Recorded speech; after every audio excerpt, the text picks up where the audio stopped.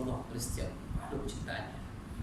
Berkata Walid Ibrahim Al-Malik, itu guru kita juga, yang mengatakan bahawa peranan tentang Lailatul Qadar bukan datang hanya di masjid, tetapi Lailatul Qadar diturunkan kepada semua umat Islam, di mana pintu-pintu orang yang suka memberikan kegembiraan kepada anak yatim, fakir miskin dan sekali-kalinya. Bukan sekadar kita beribadah melakukan solat. Maka itulah yang disebutkan oleh Allah Subhanahu wa taala, ya ayyuhalladzina amanu kutiba alaikumusiyam, berpuasa di bulan kamu. Dan puasa itu hanya bukan pada lapar dan dahaga. Jadi ditekankan dalam sambungan ayat tersebut, kama kutiba alal ladzina min qablikum la'allakum tattaqun, iaitu berpuasa seperti mana orang yang sebelum kamu berpuasa. Orang yang sebelum kita berpuasa bukan seperti mana kita berpuasa sekarang. Orang yang berpuasa sebelum, ketika zaman Rasulullah sallallahu alaihi wasallam, hatta di zaman para sahabat, hatta di zaman para ulama-ulama salaf, para ulama guru-guru kita sebelum ini, mereka berpuasa bukan sekadar menahan lapar dan dahaga, tetapi mereka melawan hawa nafsu dan sentiasa memberikan kegembiraan kepada orang-orang yang memerlukan. Dan mereka infak bukan hanya pada mengikut pada suasana, tetapi mereka infak adalah kerana itu menjadi tuntutan di dalam agama, bukan hanya sebagai bicara. Itu sebab ilmu tauhid yang disebutkan oleh Allah Subhanahu wa taala tentang kepentingan tauhid, amanar rasulu bima, itu beriman kepada Rasul, bir rabbihi wal mu'minun, kepada orang yang beriman. Iaitu tauhid itu bukan hanya pada bicara. Sebab tauhid dia mesti merasai dan melakukannya. Ramai orang berbicara tentang ilmu ketauhidan, tetapi akhlak dan adabnya tidak ditunjukkan oleh Allah kerana kurangnya zikir dan selawat di dalam qalbinya. Seseorang berpuasa, Allah tidak menilai kepada lapar dan dahaganya, tetapi Allah melihat kepada dia menahan hawa nafsunya daripada mulutnya, daripada perbuatan kedekutnya yang suka untuk membantu orang miskin. Apa guna menjadi seorang Islam? Sedangkan Syekh Qadir Al-Jalani mengatakan pintu untuk mendapat rahmat dan kasih sayang Nabi SAW adalah memberi makan kepada orang fakir miskin. Pintu untuk mendapat kecintaan kepada Allah bukan dengan sembahyang tahajudmu, tetapi memberikan makan kepada anak yatim dan orang yang susah. Itu adalah pintu yang sebenar-benarnya. Maka itu sebab apabila kita menyebut tentang puasa adalah menahan lapar dan dahaga, adalah satu benda yang salah pada hakikatnya. Kerana itu disebut oleh seorang sahabat kepada Rasulullah sallallahu alaihi wasallam, wahai Muhammad, apakah itu rahmat yang diturunkan oleh Allah? Rahmat adalah satu perkara yang begitu besar di sisi Allah SWT. Jangan kita berlumba-lumba mencari pahala, tetapi belajar untuk belajar mendapat rahmat daripada Allah SWT. Pahala yang ada sekalipun, kalau berjuta pahala yang kita dapat, tetapi satu rahmat Allah tarik daripada kita, Allah boleh menggugurkan sejuta pahala yang kita lakukan. Itu sebab orang dahulu, kama kutiba alal ladzina min qablikum, mereka berpuasa bukan mengejar kepada ganjaran pahala, tapi mereka mengejar ganjaran cinta Allah kepada diri yang melakukannya. Kerana cinta itu yang membuatkan rahmat Allah Ta'ala akan turun. Kerana satu rahmat yang diturunkan kepada seorang pelacur yang memberikan makanan kepada anjing, minuman kepada seekor anjing. Satu rahmat, Allah boleh menggugurkan jutaan dosa-dosanya kerana dia mengembirakan seekor anjing, makhluk ciptaannya.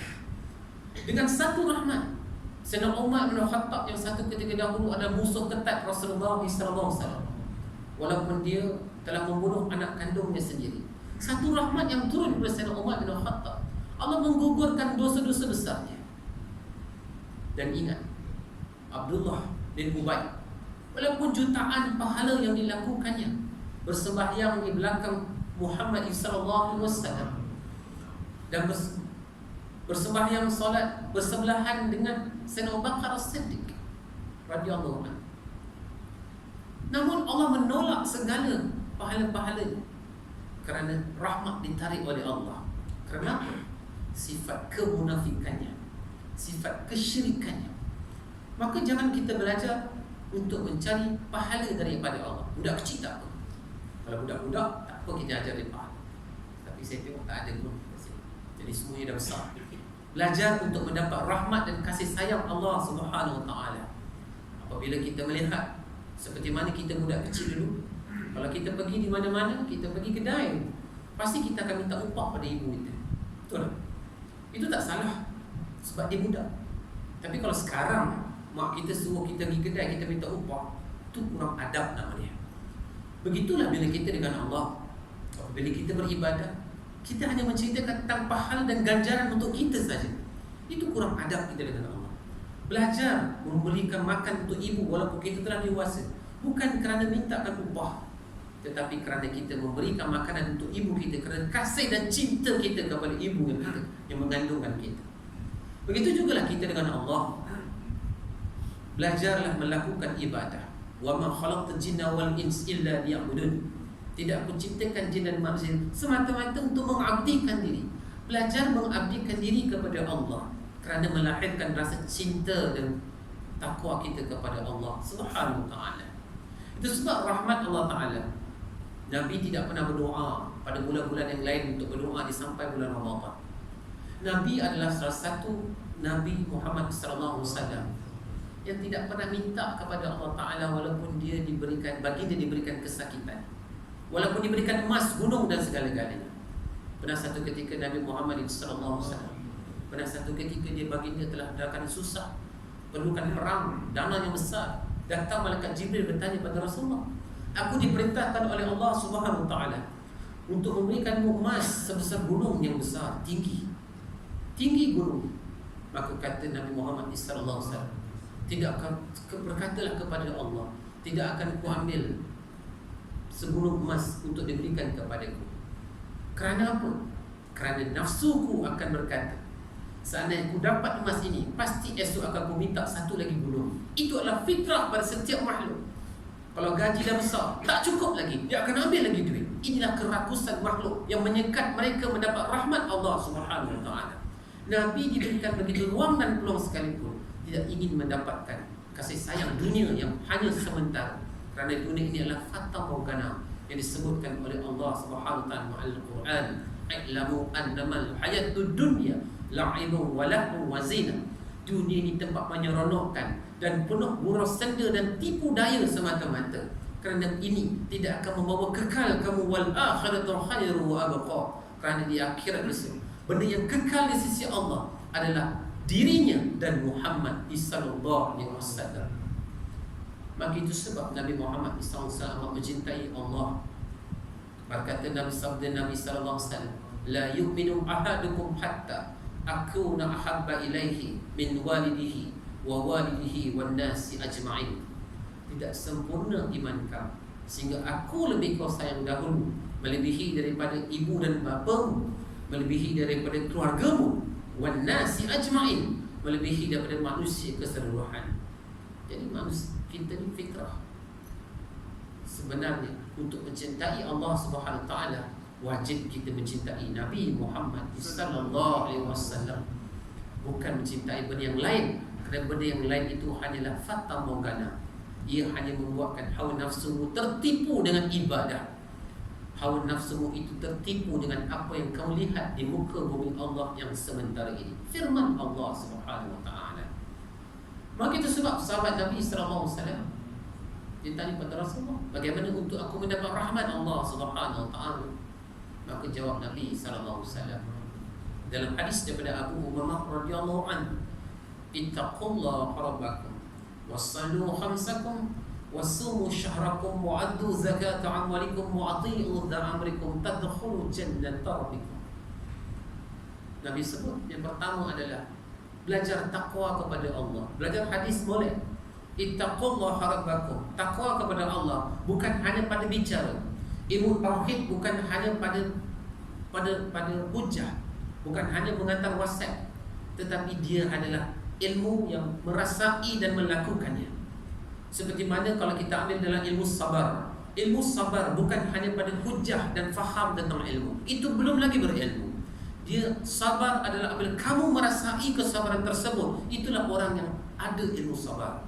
Contoh, kita bercakap tentang ilmu sabar. Innallaha ma'as sabirin. Sabar separuh daripada iman. Dalil dalam sabda Nabi sallallahu alaihi wasallam, kita pun berkata sabar itu separuh daripada iman. Pandai berujar. Tetapi bila Allah menguji anaknya, menukar channel TV, tiba-tiba dia sedang melihat bola sepak, dia menjerit kepada anaknya, kenapa kau tukar TV? Kamu tidak ada ilmu sabar sebenarnya. Walaupun sabar itu kamu hujah di dalam WhatsApp group setiap hari, ia tidak menjadi kesan kepada diri kamu. Ia tidak membawa apa-apa maksud. Kerana sabar adalah pada perbuatan dan rasa yang diuji oleh Allah Subhanahu Wa Taala. Berbeza kepada orang yang kedua, dia tidak tahu tentang dalil sabar. Dia tidak tahu tentang apa maksud dan firman Allah di dalam kesabaran di dalam Al-Quran. Tetapi bila Allah menguji dirinya, anaknya menukar channel televisyen, maka dia bersabar dengan tindakan anak tersebut. Dia mempunyai ilmu sabar melebihi daripada orang yang berhujah tentang ilmu sabar berdasarkan dalam hadis dan Al-Quran. Begitulah ilmu tauhid. Ilmu tauhid dan takwa kepada Allah bukan pada hujah, bukan pada perdebatan, bukan react mencari dosa orang. Itu bertambah teruk walaupun ilmunya tinggi sekalipun. Itu adalah tipu daya nafsu. Ini disebut oleh Imam Al-Ghazali, golongan orang yang tergelincir banyak masuk ke dalam api neraka adalah disebabkan dua perkara. Orang yang banyak sombong dengan ibadahnya, dan kemudian orang yang banyak sombong dengan ilmunya. Ini harus difahami. Imam Al-Ghazali adalah ulama yang ditahqiqkan oleh beberapa ulama-ulama tersebut. Tidak ada satu ulama pun yang mengkritik Imam Al-Ghazali dalam kitab Ihya Ulumuddin maupun dalam Minhajul Abidin, Inkishaf Qalbi Mukhashafatul Qulub. Sehingga Syekh Samad Al-Falambani menukilkannya semula di dalam kitab Sa'irus Salikin. Ini menunjukkan betapa para ulama-ulama dahulu amat menitik beratkan tentang ketakwaan, agar ilmu tersebut bukan hanya kepada ilmu bicara, tetapi ilmu ini hanya banyak bercakap. Tetapi ilmu ini adalah tauhid, adalah pada martabat melakukannya dan merasai ketauhidan kepada Allah. Fa ainama tuwallu fa thamma wajhullah. Di mana pun dia melihat, di situ semuanya wajah Allah. Bagaimana kalau kita pergi masjid, nak benar tauhid kita kepada Allah, lantas bersyukurlah kepada Allah kerana Allah telah memilih kita berada di bulan yang mana Nabi SAW berdoa, wa balighna Ramadan, wa balighna Ramadan, sampaikan aku di bulan Ramadan. Dan hari ini kita dipilih pada bulan itu, bulan yang dicemburui oleh umat-umat yang tidak dapat duduk di bulan Ramadan. Ibu-ibu, ayah-ayah, bulan Ramadan bukan bulan yang boleh buat main-main. Bulan Ramadan adalah satu bulan yang Nabi pernah berdoa kepada Allah. Inilah permintaan Nabi SAW. Diberikan emas sekalipun, Nabi tidak hairan apa yang diperintahkan oleh malaikat Jibril.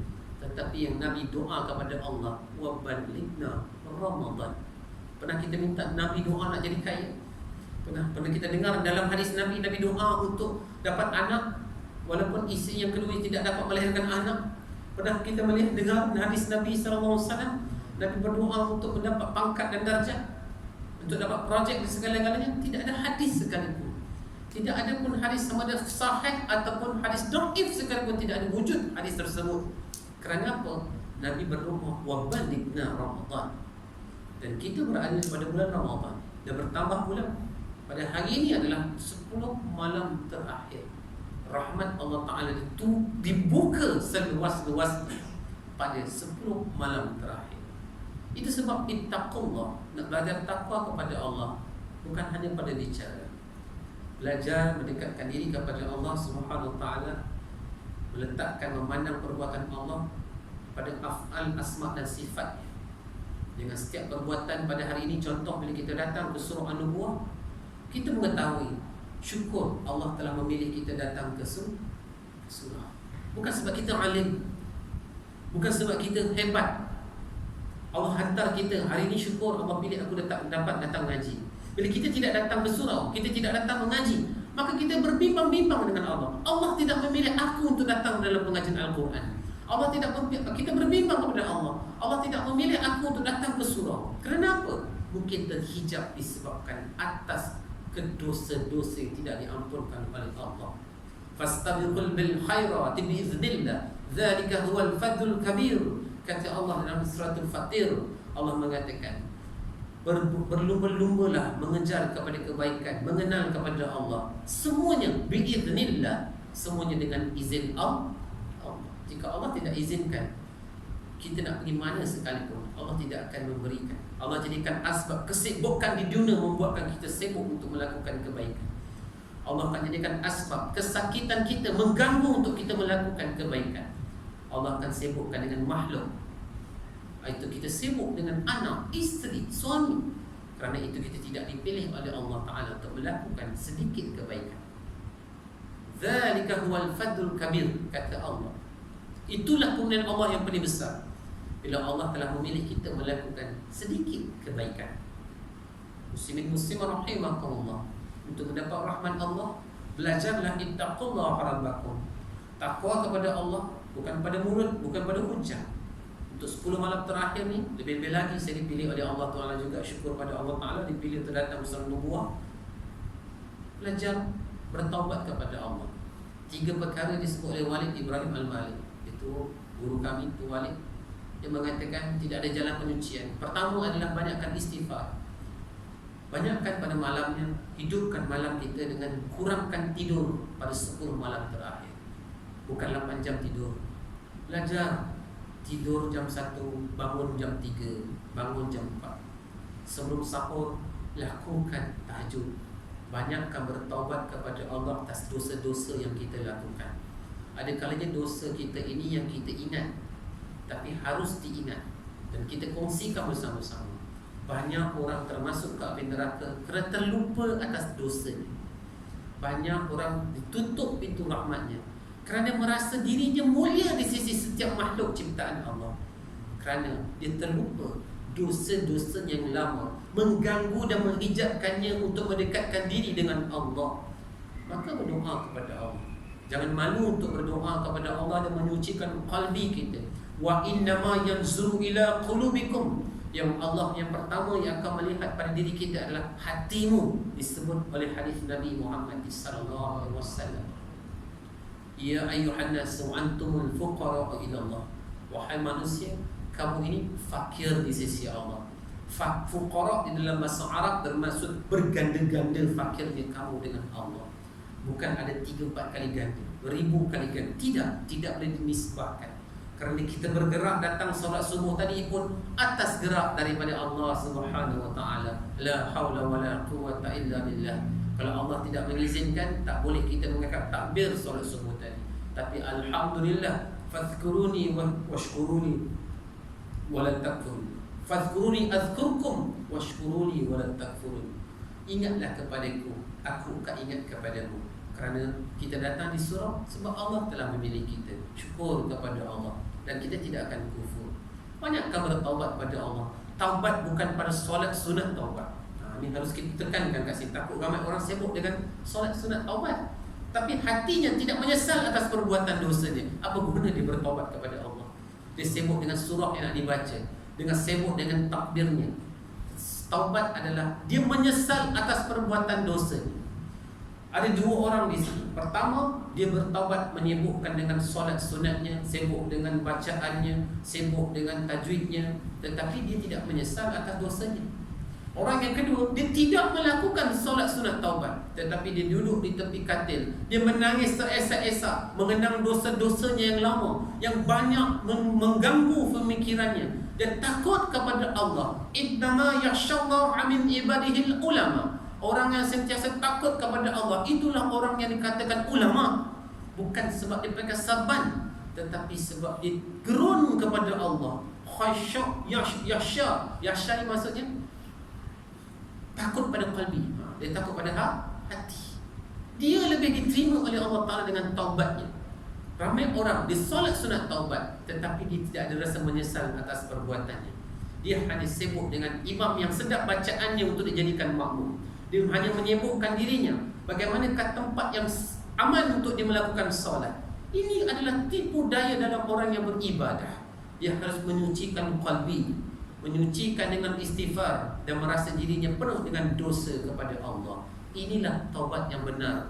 Andainya dia bertaubat pada Allah atas dosanya, kemudian dia melakukan solat-solat taubat, lebih baik. Inilah disebutkan istighfar. Taubatan ya ayyuhalladzina amanu tubu ilallahi taubatan nasuha. Wahai orang beriman, ulang balik usul tadi. Ya ayyuhalladzina amanu adalah perintah yang wajib kita kena lakukan untuk bersolat taubat kepada Allah dengan taubat nasuha yang bermaksud bersungguh-sungguh. Dan taubat ini bukan kena buat sekali. Firman Allah dalam surah Al-Baqarah ayat 222 ataupun 111 dan lupa. Innallaha yuhibbut tawwabin wa yuhibbul mutatahhirin. Allah mengatakan sesungguhnya Allah menyukai wa yuhibbul hubbun ini dalam bahasa Arab maksudnya sayang. Innallaha Allah yuhibbun Allah amat sayang tawwabin barang siapa yang kerap bertaubat. Tawwabin bermaksud orang yang suka buat taubat. Hari ini taubat, besok asar taubat, lusa taubat, minggu depan taubat. Walaupun dia semayang 5 waktu penuh sekalipun, dia selalu merasakan dirinya berdosa. Inilah suara yang akan didengar oleh Allah, bukan suara yang merasa dirinya aku terbaik, aku mulia. Ini syaitan suka dengar. Disebutkan kata Aisyah radhiyallahu anha, bagaimana golongan orang yang telah dicabutkan rahmatnya. Kata Nabi SAW, Aisyah mengatakan bahawa sesungguhnya apabila mereka merasakan dirinya mulia di sisi Allah, orang yang merasakan dirinya kotor di sisi Allah, inilah yang didengar oleh Allah. Walaupun dia melakukan kebaikan 1000 kebaikan sekalipun, kerana dia sering bertaubat. Innallaha yuhibbut tawwabin wa yuhibbul mutatahhirin. Bermaksud Allah sendiri yang akan menyucikan hatinya. Bukan kita nak cuci hati. Siapa kita boleh menyucikan hati kita? Kita hamba yang kotor. Ya ayyuhan nasu antumul fuqara ila Allah. Maka kita bertaubat, Allah yang akan membersihkan diri kita. Kerana kita menyebut nama Allah, la ilaha illallah. Acap kali kita menyebut namanya, Allah yang akan membersihkan diri dan jiwa kita. Inilah istighfar dan taubat yang benar di sisi Allah Subhanahu wa taala. Yang kedua adalah selain daripada taubat, dia 3 perkara. Kata Walid, selepas kita bertaubat, yang kedua, banyakkan hubungan kita kepada Rasulullah sallallahu alaihi wasallam. Bertaubat, kalau kita tidak berselawat ke atas Nabi Muhammad sallallahu alaihi wasallam, taubat kita tidak sempurna. Kerana Allah yang mengatakan dalam firman-Nya, innallaha wa malaikatahu yusalluna 'alan nabi. Allah dan malaikat pun selawat ke atas Nabi Muhammad sallallahu alaihi wasallam. Ya ayyuhalladzina amanu sallu alaihi wasallimu taslima. Wahai orang beriman, maka berselawatlah agar hubungkan diri kita menjadi baik besok. Taslima, taslim itu maksud bergembira besok bila banyakkan orang yang sentiasa berselawat. Bukan kita yang selawat atas Nabi, Allah yang selawat atas Nabi. Kalau kita tidak berselawat atas Nabi, siapa kita di sisi Allah Subhanahu wa taala? Ya ayyuhalladzina amanu atii'u Allah wa atii'ur rasul. Sekali lagi perkataan ya ayyuhalladzina amanu. Nak taat kepada Allah, wajib kamu taat kepada Rasul sallallahu alaihi wasallam. Wajib taat. Maka nak dapat kepada Allah mesti hubung dengan Nabi. Hari ini kita berpuasa sebab siapa? Apakah Allah terus kepada kita? Tak. Allah bagi pada siapa kalam tersebut? Kepada Nabi Muhammad sallallahu alaihi wasallam. Yang kita solat subuh tadi, kita dapat solat subuh, rasa layak tak kita dapat solat subuh direct daripada Allah Subhanahu wa taala? Tak. Isra Mi'raj kita dapat daripada Nabi sallallahu alaihi wasallam. Subhanalladzi asra bi 'abdihi laila minal masjidil haram minal masjidil aqsa alladzi barakna haulahu linuriyahu min ayatina innahu was-sami'ul basir. Ketika Allah jalankan hamba-Nya, Maha suci Allah Ta'ala, Subhana, Maha suci Allah Ta'ala, bersihnya Allah Ta'ala kepada hamba-Nya. Siapa dia? Muhammad. Allah perintahkan waktu malam di Masjid Haram Aqsa tu naik Mi'raj kepada Allah. Satu benda yang Allah beri kepada Nabi sallallahu alaihi wasallam sampai dapat kita lakukan sebentar tadi. Apa yang Allah bagi? Inna awwala ma yuhassabu bihi al-'abdu yawmal qiyamah min 'amalihi salatu. Itulah soalan yang pertama Allah akan tanya besok di hari kiamat daripada hamba-Nya, itu solatnya. Sebab kita dapat solat ni kepada siapa? Nabi. Kalau tak ada Nabi, layak tak kita dapat solat? Tak dapat. Maka kenapa kita tak nak selawat ke atas Nabi sallallahu alaihi wasallam? Sebab dalam bulan Ramadan, perkara utama yang harus kita buat ditabarkan oleh ulama-ulama, ijtihad ulama selepas tarawih, masa tarawih, kita kena selawat ke atas Ya, Allahumma sholli ala Muhammad.